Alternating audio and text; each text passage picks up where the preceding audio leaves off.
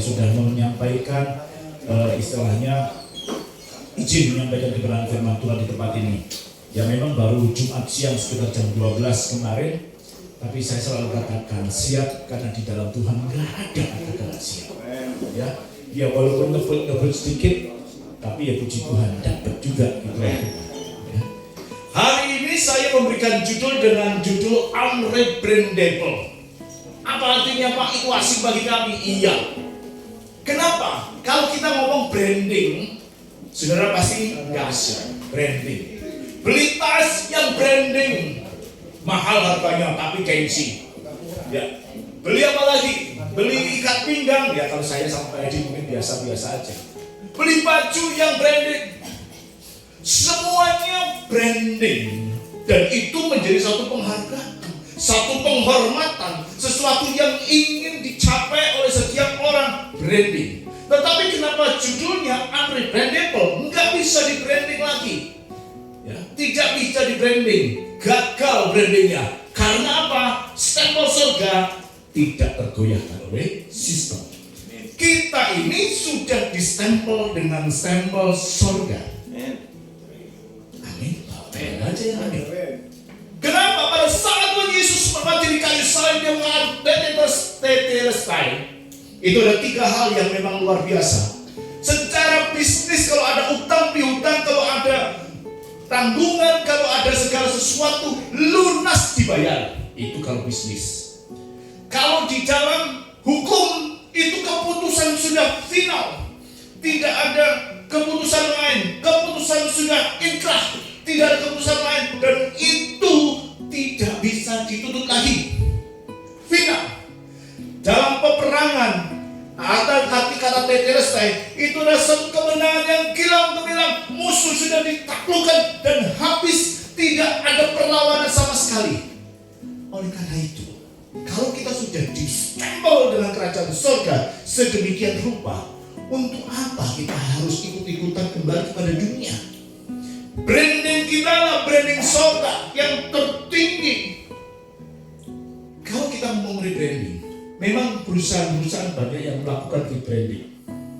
Banyak perusahaan yang melakukan itu supaya di dalam bisnisnya ada perkembangan, supaya ada hal yang luar biasa. Ya, saya kasih contoh di sini adalah beberapa perusahaan. Ya, rebranding adalah satu proses mengubah atau memperbaharui citra merek yang sudah ada, baik itu nama, logo, desain atau pesan pemasaran, untuk menciptakan satu identitas baru yang lebih segar, relevan, lebih positif di benak konsumen, investor, atau pesaing, dan seringkali dipakai untuk tujuan revitalisasi, mengatasi citra negatif, atau menyesuaikan diri dalam perubahan masa.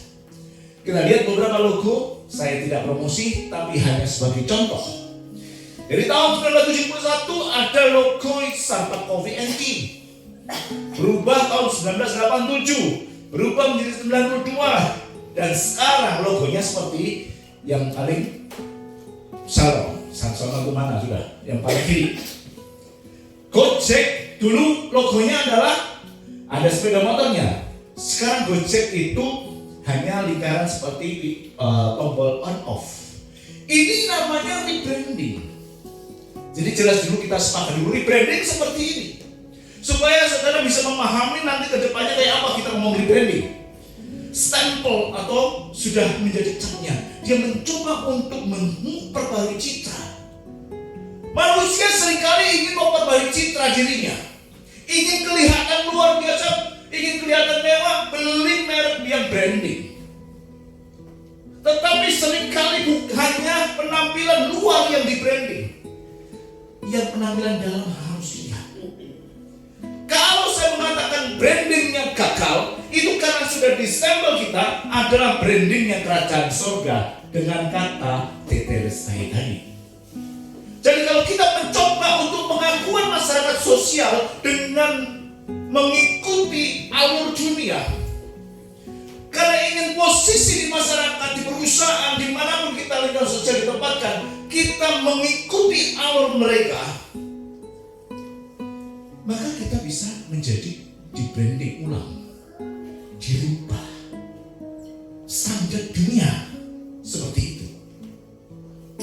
supaya kita jangan sampai kondisi seperti ini. Karena kita ini sudah distempel dengan luar biasa. Dengan luar biasa. Stempelnya adalah stempel kerajaan surga. Kalau kita melihat film-film kuno, yang suka film kolosal Mandarin, wah pasti tahu. Pada saat utusan raja membawa kulungan, namanya pengumuman, namanya surat raja dengan stempel lilin panas, stempel kerajaan di situ, semua orang pasti minggir. Bahkan mungkin perampok sekalipun dia mau menghadang, dia menyentuh surat itu, berarti dia bermusuhan dengan raja. Orang-orang penjaga di pintu gerbang pada saat dia utusan membawa surat itu, dia berdiri, dia harus jongkok. Masyarakat yang lain harus berlutut. Karena bukan tergantung siapa yang bawa. Yang bawa mungkin orang yang tidak berarti, yang bawa mungkin orang biasa, tetapi yang luar biasa adalah sil meterai kerajaan itu yang menjadikan luar biasa. Ini kita ini bawa meterai itu. Kita ini surat yang terbuka yang dibaca, semua orang harus tunduk. Bahkan iblis pun harus gemetar. Lanjut dalam Efesus supaya kita nemu ayatnya Pak. Efesus 1, 13-14. Next. Di dalam dia kamu juga, karena kamu telah mendengar firman kebenaran, yaitu Injil keselamatanmu, di dalam dia kamu juga, ketika kamu percaya, dimeteraikan dengan Roh Kudus yang dijanjikannya itu. Dan Roh Kudus itu adalah bagian jaminan kita sampai kita memperoleh seluruhnya, yaitu penebusan yang menjadikan kita milik Allah untuk memuji kemuliaan-Nya. Jadi kita sudah di-brand, sudah disampel dengan sampel kerajaan surga, menjadi milik kerajaan surga. Amin. Untuk kita menerima seluruhnya, itu kan yang penebusan Allah yang menjadikan kita itu miliknya, yang bisa menjadikan kita menyebut ya Allah itu sebagai ya Abba, ya Bapa. Lebih lanjut di dalam 2 Korintus 1 ayat 22 dikatakan memeteraikan tanda miliknya. Siapa yang miliknya? Kita. Sudah dijelaskan di atas yang menjadikan kita milik Allah.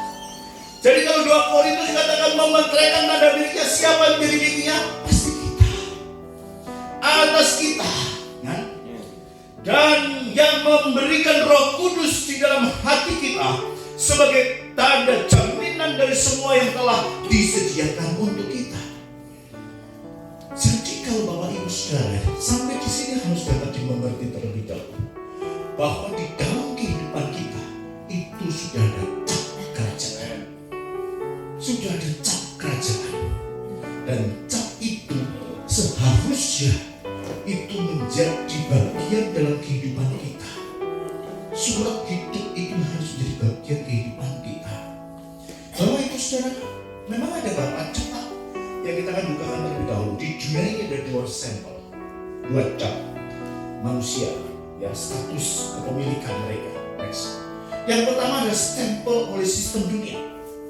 Stempel oleh sistem dunia itu selalu mau menaruh capnya di atas kita. Apa aja capnya itu? Cap pengakuan manusia. Saya di mana-mana ingin diakui. Saya ingin dihargai. Meskipun saya tidak pernah memberikan latar belakang pendidikan, orang saya mengetahui itu cap pengakuan manusia. Cap budaya populer, cap standar moral kayak apa yang nanti kita akan lihat nanti. Cap kesuksesan tanpa Tuhan. Kenapa? Kalau sudah saya katakan demikian, ya, kenapa kok saya katakan cap dunia tanpa Tuhan? Banyak orang Kristen masuk di dalam perusahaan, taruhlah Pak Joni, ini namanya Pak, masuk, Pak John aja. Oh, Pak John, nggak pakai ini, apa? Pak John masuk ke dalam perusahaan, di situ kenapa ada standar-standar dunia, ya? Orang biasa masuk absen walaupun tidak ada absennya, angkanya tetap. Orang biasa memanipulasi laporannya. Orang biasa menaikkan nota-nota. Misalnya sih seperti itu. Tapi Pak John nggak demikian. Api.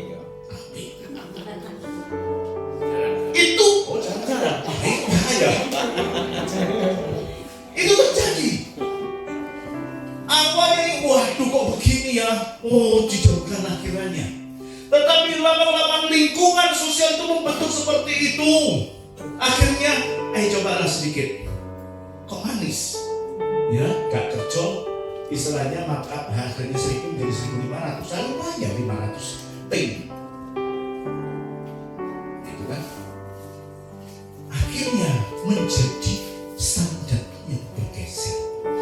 Awalnya takut, tapi lama-lama menyantikan untuk supaya bisa seperti itu. Awalnya dikatakan ini dosa, tetapi alasannya Pak John jadi ini strategi, men. Uang kos kaki, bisnis daripada menabung gaji. Itu standar mulia. Minta diakui di lingkungan sudah. Kalau pada saat kita tidak diakui, kita dikucilkan, dianggap sok suci loh. Kita ditendang. Bukan bagian dari mereka.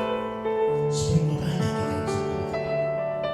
Namun kita mengatakan standar surga yang sudah dimeteraikan oleh kerajaan Allah, itu yang akan membuat iblis gemetar. Bukan siapa kita, tetapi karena meterai yang kita bawa. Itu yang membuat kita berdiri di tengah goncangan. Bukan karena kekuatan kita, tetapi kita ada otoritas raja yang memeteraikan kita, yang memisahkan kita dari dunia. Bukan aktivitas rohani kita. Mungkin sehari bisa setiap hari ya 7 kali sehari di rumah Tuhan kayak Daud. Tetapi cap kerajaan yang mencetak identitas kita, yang memberikan otoritas kita, dan memberikan tujuan hidup kita. Amin. Sampai di sini bisa mengerti? Puji Tuhan. Jadi kita bisa cepatkan. Hari ini kita akan belajar satu tokoh. Karena kalau nggak belajar dengan tokoh, kita nggak mau baca cuma teori. Tapi ada yang sudah mempraktekkan. Dan bagian kita setelah khotbah ini selesai, kita tetap mempraktekkan terus di dalam kehidupan kita. Satu tokoh yang tetap mempertahankan meterai kerajaan sorga, yang membawa meterai itu selama-lamanya. Meskipun dia dicoba untuk di-rebranding oleh dunia ini, oleh Babilonia, oleh Persia, bahkan ancaman binatang buas pun tidak bisa. Siapa kira-kira? Singa. Daniel. Ini terbaik di sini luar biasa. Dia disegel terlebih dahulu jauh dari sebelumnya dengan cap kerajaan, meskipun dia di pusat kekuasaan dari Babilonia. Atau belakangnya di Daniel ayat 1 ayat 2 adalah orang-orang muda yang tidak ada sesuatu celah, yang berperawakan baik, yang memahami berbagai hikmat, berpengetahuan banyak, dan mempunyai pengertian tentang ilmu. Yang ini orang-orang yang cakap untuk bekerja dalam istana raja, supaya mereka diajarkan tulisan dan bahasa orang Kasdi. Dia diajarkan. Kalau kita melihat di sini, sekitar tahun 605 sebelum Masehi, Yehuda di bawah kekuasaan Raja Babilonia Nebukadnezar. Mereka diambil orang-orang pintar, orang-orang yang muda, orang-orang yang perkasa, orang-orang yang pandai, dibawa ke Babel sebagai tawanan di sana, tetapi tidak diperlakukan sebagai tawanan. Dan ini di sana diberikan makanan-makanan yang enak, yang luar biasa. Sehingga saya tulis di sini, brainwash bisa memberikan tekanan ancaman, tapi biasanya lebih cepat reaksinya adalah pemberontakan. Tetapi kalau brainwash dengan nilai baik yang ditanamkan, orang biasanya katut. Betul enggak? Katut ya? Seringkali kan begitu. Baik ini jago kalau menurut Jawa. Kono coroko dan seterusnya. Kono coroko dan tasawolo. Mau ke bodoh. Bodoh jadinya mau ke bodoh.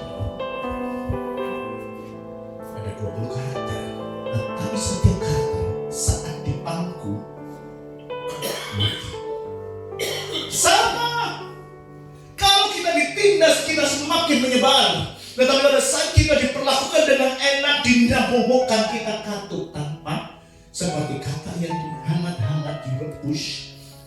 Sudah tahu posisi kondisi seperti itu mati. Itu brainwash dari Babilonia. Mereka didudukkan dengan makanan yang enak. Supaya apa? Mereka menjadi pelayan raja yang harus melayani raja. Raja ingin mereka dicuci otak sehingga melupakan Yehuda, melupakan latar belakang mereka, melupakan semuanya. Ya, karena dia harus totalitas kepada raja. Dan itu yang mereka tanamkan. Namun gagal. Makanya di judulnya katakan rebranding fail, gagal. Gagal dari rebrandingnya Nebukadnezar. Ya. Apa sih sebenarnya brainwash itu? Ya, saya akan sampaikan dulu. Brainwash atau cuci otak next adalah sebuah upaya merekayasa pembentukan ulang tata berpikir, perilaku dan kepercayaan tertentu menjadi sebuah tata nilai baru. Ya. Praktek ini biasanya merupakan hasil dari tindakan indoktrinasi dalam psikopolitik, dimulai dengan bantuan menggunakan obat-obatan dan sebagainya. Cuci otak memiliki tujuan untuk memanipulasi manusia guna melakukan hal yang sesuai dengan keinginan pelaku dengan upaya untuk merekayasa pembentukan ulang tata berpikir seseorang. Dicuci otak supaya apa? Otaknya sudah sesuai, nurut. Dan ini juga kenal pada zamannya Daniel. Di dalam Perang Dunia Kedua, teknik dikembangkan secara ilmiah oleh pakar psikologi dan memikir manusia Jerman untuk membangun mental dan kesetiaan para prajurit supaya mereka loyal kepada Jerman, supaya mereka sepaham dengan Nazi. Jadi mereka di brainwash sedemikian rupa, supaya mengikuti apa yang menjadi keinginan idealisme dari Nazi Jerman. Demikian juga dengan Raja Nebukadnezar, dia mencoba untuk membrainwash mereka semuanya supaya mereka sepaham, meninggalkan Yehuda dan ikut Babilonia yang menyembah kepada berhala. Di Indonesia bagaimana, Pak? Di Indonesia banyak juga. Wah, banyak kalau di Indonesia dalam praktek-praktek seperti ini, ya. Praktek-praktek brainwash, yaitu yang biasanya dilakukan oleh para teroris. Mereka mencoba untuk meletakkan dasar pikiran. Untuk apa? Yang pertama adalah untuk supaya melindungi kelompok itu, jangan sampai ketahuan. Jadi di brainwash sedemikian rupa supaya melindungi kelompok, saling menjaga. Dan yang kedua yang menjadi tujuan utama adalah supaya misi mereka, idealis mereka itu tercapai. Meskipun yang di brainwash itu sampai mengorbankan jiwanya sendiri, tapi itu terjadi. Ya, itu terjadi.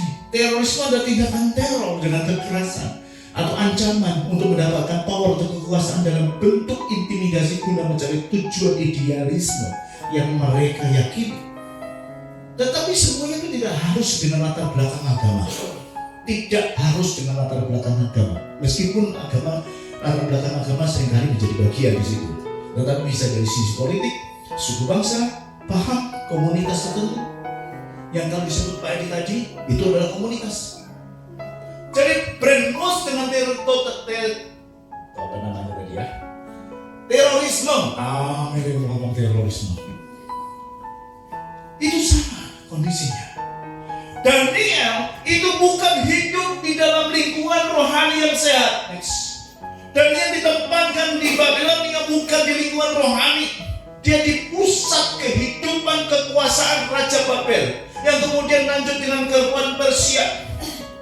Dan mereka berusaha memberikan satu stempel baru kepada Daniel dan kawan-kawannya. Apa yang mereka lakukan? Yang pertama adalah mengganti nama mereka. Jelas, nama-nama yang menyangkut Ibrani itu dihapuskan, diganti dengan nama Babel. Daniel 1 ayat 7 dikatakan pemimpin Pekaisar itu memberi nama lain kepada mereka. Daniel dinamai Belsasar, Hanaya dinamai Sadrak, Misael dinamai Mesyak, dan Asarnya dinamai Abednego. Mencoba untuk mengganti namanya, dirubah namanya, menghilangkan satu pemikiran ke daerah asalnya, ya, supaya apa? Mereka sudah lupa dengan kondisi asal, dan itu di Indonesia terjadi tahun sekian 60-an, ya, orang-orang itu sudah diganti. Ada namanya ganti nama, namanya seperti saya misalnya, Lipen, nanti guru-guru, dan di akhirnya gak ada nama guru, dan tidak bisa bahasa Mandarin, dilarang pada waktu itu. Meskipun mama saya ikut guru bahasa Mandarin, itu contoh. Tetapi kondisi ini bisa terjadi. Mengganti nama Daniel dengan Belshazzar, Hananya dengan nama Sadrak, Mishael dengan Meshach, dan Azaria dengan Abednego, diganti namanya. Meskipun sekarang dari ganti nama yang belum bisa kabur, tetapi mereka mengupayakan itu. Kemudian yang kedua, budayanya diganti. Apa yang menjadi budaya di sana? Kita tahu bahwa budaya Babilonia adalah penyembahan berhala kepada dewa-dewa, yang tertinggi dewa Moloch. Ya, bagaimana mereka bisa menyembah kepada Allah yang hidup? Harus dia menyembah kepada dewa-dewa yang ada di dalam sana. Harus ikut arus budaya di Babel. Ya, untuk kita di Jawa tapi tidak ikut kejawen. Saya pernah ikut, ya, hanya melihat karena yang menjadi pendeta di Ngawi sana besar, saya kenal baik. Dan banyak, terutama pada saat Gunung Merapi meletus itu pada ceramahnya saya dengar. Tapi sih tidak kesana. Yang ketiga adalah pola pikirnya yang diganti, pola pikir dari orang-orang itu. Tadi dikatakan di dalam ayat yang kita baca, mereka diajarkan dengan bahasa Kasdim atau Kaldean. Siapa orang Kasdim itu? Orang Kasdim adalah sekelompok orang dari bangsa wilayah Babel, khususnya bagian selatan Mesopotamia, yang dikenal dengan suku dan kelompok etnis dari bagian Babel itu sendiri. Setelah mereka menaklukkan Asyur, suku yang mempunyai kelas intelektual yang tinggi, suku yang mempunyai elit ilmu pengetahuan di Babilonia, sehingga di sana banyak sekali ahli astronomi, ahli astrologi beda ya, perbintangan, perhitungan kalender, penafsiran mimpi, ilmu gaib dan hikmat kuno, sehingga raja menempatkan mereka sebagai cendekiawan dan ahli hikmat istana. Meskipun kita melihat di dalam kitab Daniel bahwa hikmat Babilonia yang begitu terkenal dengan ilmu perbintangan, perhitungan kalender, ahli-ahli yang luar biasa, tidak bisa mengalahkan hikmat yang diberikan Allah kepada Daniel. Buktinya apa?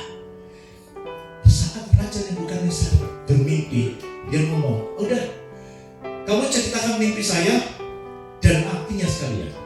Mereka bingung, lagi kamu ngomong pemimpi ini pun menceritakan artinya. Tidak ada yang bisa. Nanti dibaca sendiri ya di kitab Daniel. Hanya Daniel yang disingkapkan semua rahasia. Terbukti bahwa ilmu mereka kalah sama Daniel. Ya, terbukti bahwa ilmu mereka nggak sebanding dengan Daniel. Nggak ada yang bisa mendampingi wahyu. Meskipun mereka orang-orang hebat, orang-orang di sekitar raja dengan ilmu pengetahuan yang luar biasa. Yang keempat adalah selera dan standar moral diganti. Kenapa bisa katakan begitu? Mereka disuguhkan dengan makanan raja. Saya nggak tahu makanan raja itu enak atau nggak enak, tetapi dalam pola pikir imajinasi saya, makanan raja itu mewah luar biasa. Kalau saya ya tak santap, jujur, babi kecap, babi rica-rica, ya semua diambil. Ya. Tetapi Daniel menolak. Kenapa? Standarnya beda. Dan Dan dia minta, uji aku 10 hari kalau aku lebih kurus dari mereka, aku lebih gak pintar dari mereka. Mencoba memenuhi selera dan standar moral. Saya gak main-main, sesuatu yang enak meskipun haram itu memang enak gitu ya. Dan jarang orang yang, apalagi sekarang disediakan Pak, Pak ada rica-rica kabeh. Waduh, pas lali kabeh nih wis, lali kebaik.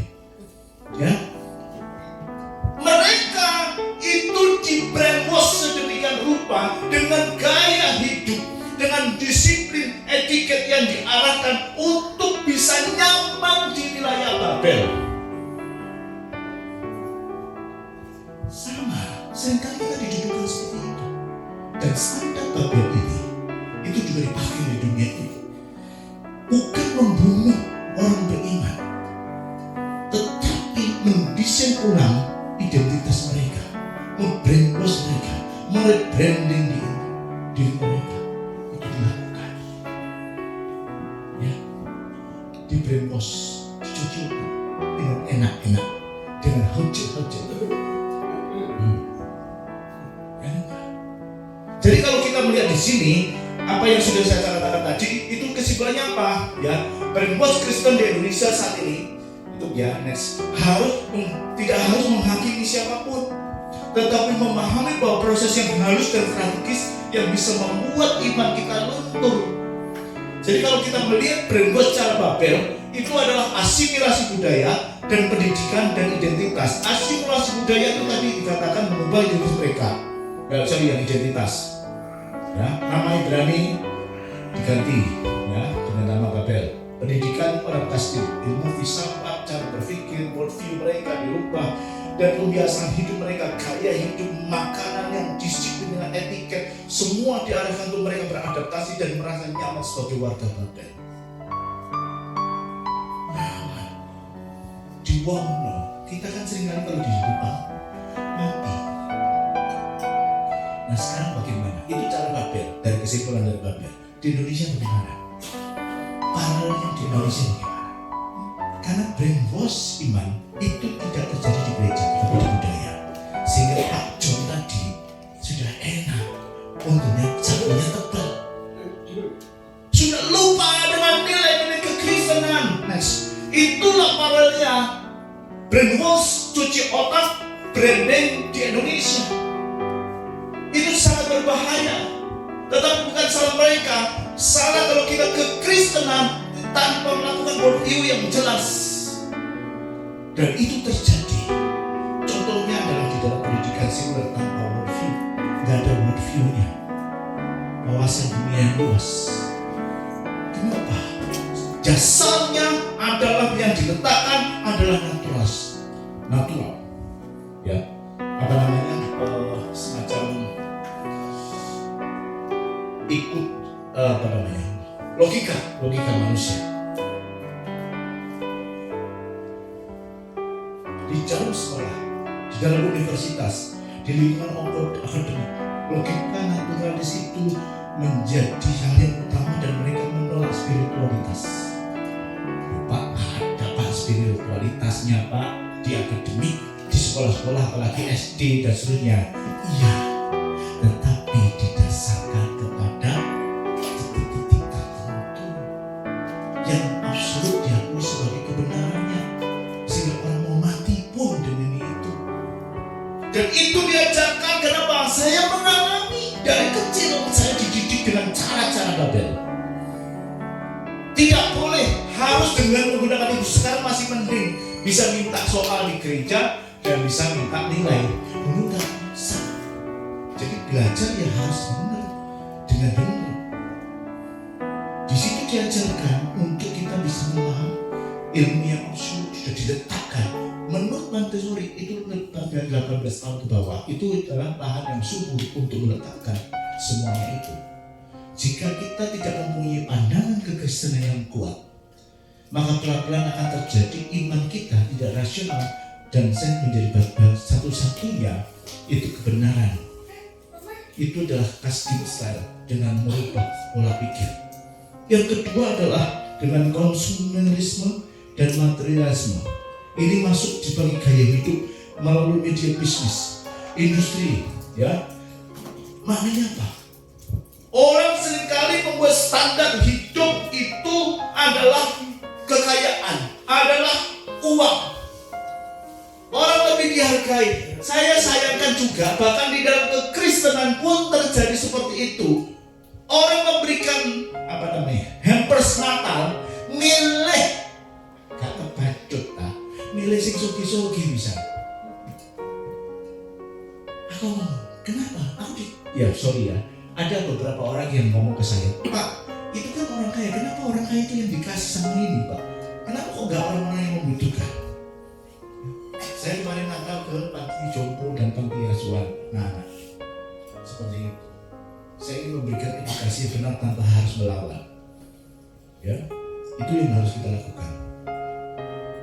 Orang dengan nyaman, seperti Daniel, kenyamanan istana ini diberikan. Pak John tadi juga nyaman karena dapat duit, standarnya diganti. Standar dari dunia ini lebih diterima daripada standar kekudusan. Dan itu dianggap sebagai sesuatu yang normal karena kalau kita tidak terlalu jujur. Ini bukan dosa, tetapi strategi tadi sudah saya sampaikan. Berubah. Kenapa? Nilainya itu bukan siapa kita di hadapan Allah, tetapi apa yang saya miliki. Orang saya naik aku ke sini, oh saya naik Wonder, saya naik kendaraan yang luar biasa, BYD, Mustang. Saya ngomong saya naik Parasit.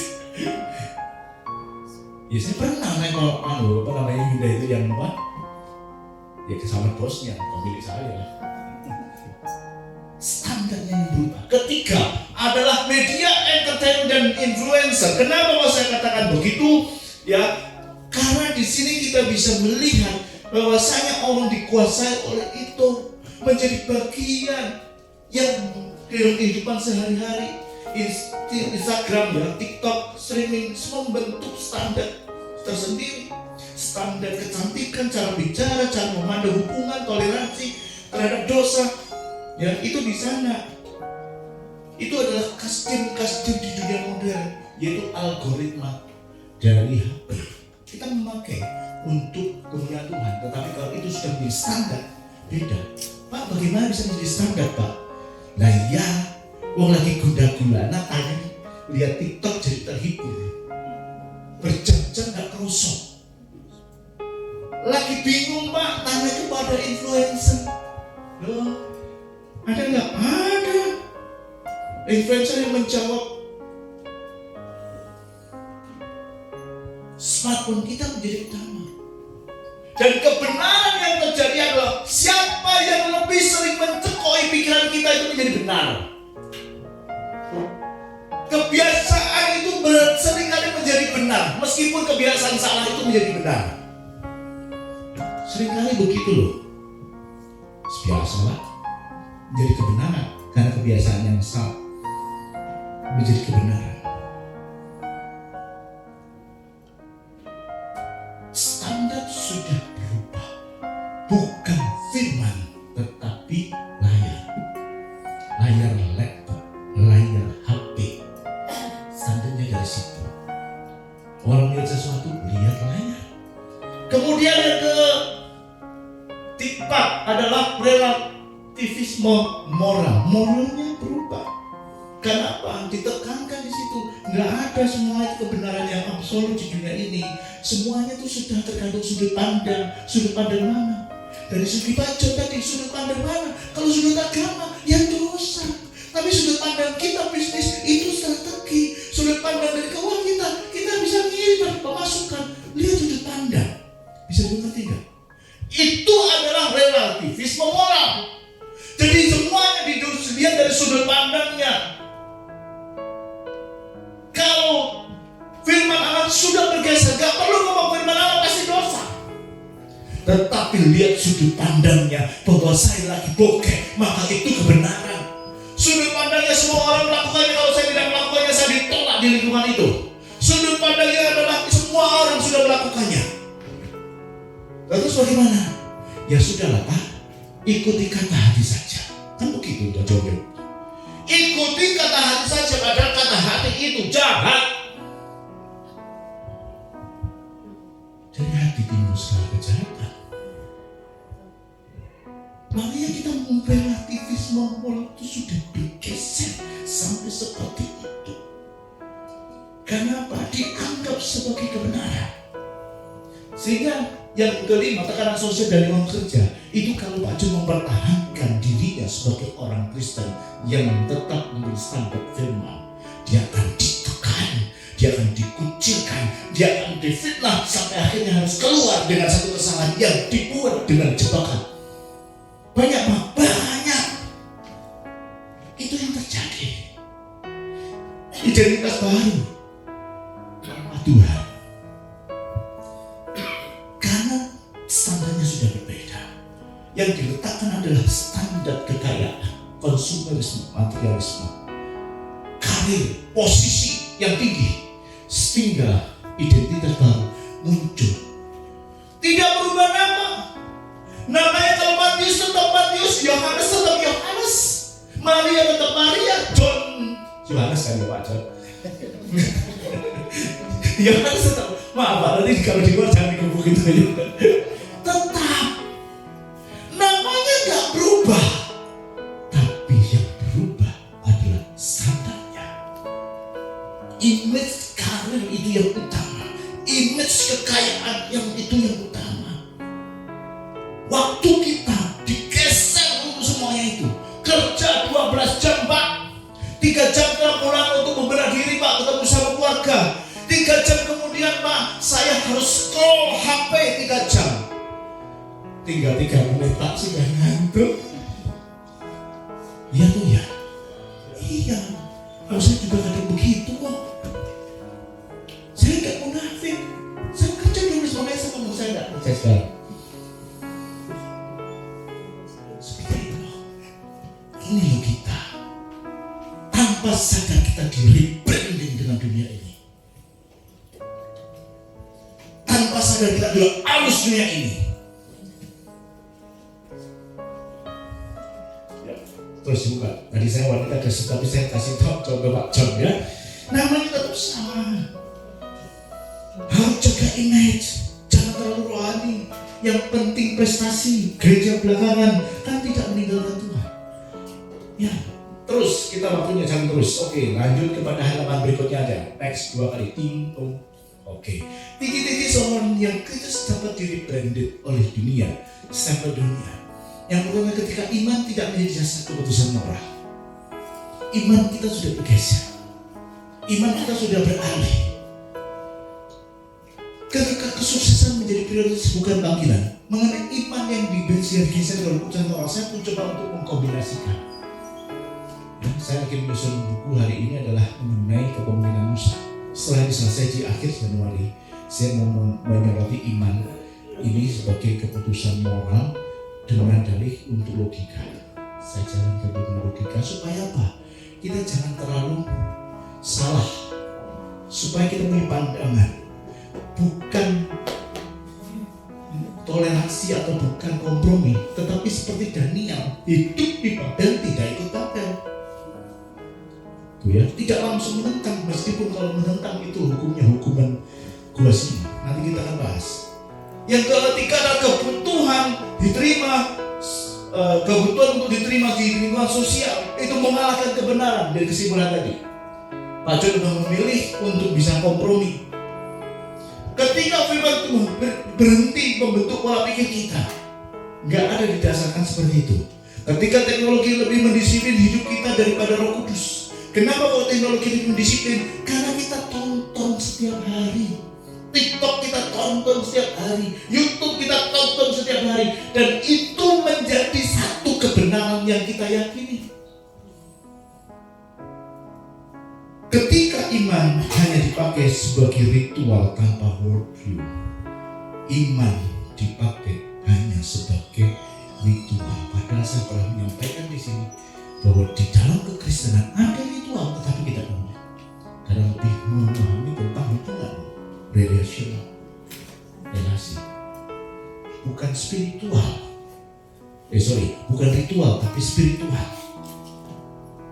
Bukan religi tetapi relasi. Pernah kan saya menyampaikan ini? Ya, gitu lah, lari. Ya sudah, alhamdulillah. Ya. Oke, kita lanjut. Waktu saya sudah ngomong Pak, kalau saya terlambat sedikit terus tidak apa-apa ya Pak ya. Pak Kepala ngomong nggak apa-apa terus saja. Ini saya sudah berusaha cepat. Semoga bisa memahami. Daniel itu tidak bisa distempel dengan Babilonia, meskipun dia hidup di dalam pusat Babilonia. Ya. Tadi di awal judul kan saya katakan unremarked by king, unsecond by resistance. Jadi stempel kerajaan tidak bisa digantikan dengan sistem. Itu adalah Daniel, dan kita menjadi Daniel di era modern seperti sekarang ini. Ya, kita nggak bisa di-branded.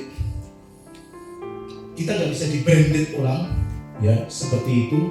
Kenapa?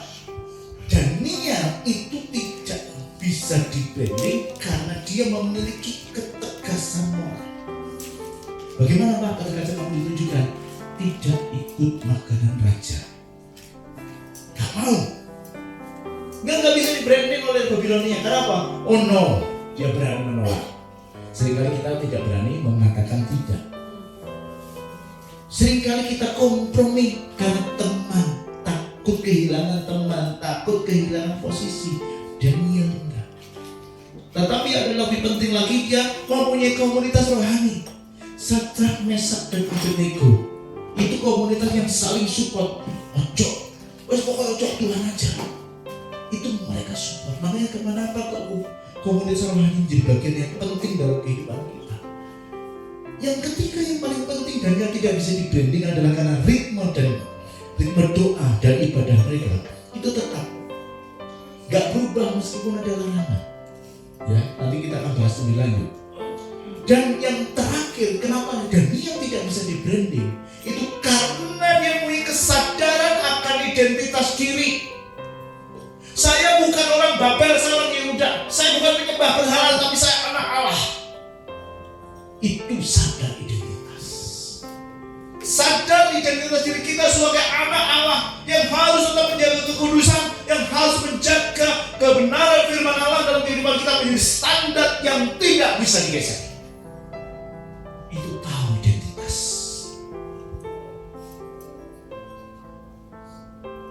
Kalau sudah demikian, kita akan lihat bagiannya. Kenapa bisa di-branding ulang? Karena stempel kerajaan itu terlihat dari identitas yang kita tidak pernah goyah. Next. Identitas yang tidak digoyahkan oleh apapun juga. Bukan karena menu makanan raja yang enak, tetapi dia menjaga stempel tetap kudus dan tidak tercampur. Lalu ini bukan keputusan yang reaktif, ini keputusan yang bisa diuji. 10 hari dia diuji dan dia menunjukkan hasilnya. Jadi bukan asal ngomong dan dia menunjukkan stempel kerajaan yang tidak tergoyahkan itu terlihat dari loyalitasnya. Kenapa dikatakan begini? Daniel 6:5-6 dikatakan begini. Kemudian para pejabat tinggi dan wakil raja itu mencari alasan dakwaan terhadap Daniel dalam hal pemerintahan, tetapi mereka tidak mendapat alasan apapun atau sesuai dengan kesalahan mereka, sebab ia setia dan tidak ada didapati sesuatu kelalaian atau sesuatu kesalahan padanya. Maka berkatalah orang-orang itu, kita tidak akan mendapatkan suatu alasan dakwaan terhadap Daniel ini kecuali dalam hal ibadahnya kepada Allah, sehingga dijebak dengan keputusan raja. Siapa yang gak mau menyembah raja harus masuk ke gua Sina. Di dalam sekuler yang gak searah dijebak, disalahkan, sehingga pimpinan dia katakan gak mungkin bisa, pasti disalahkan.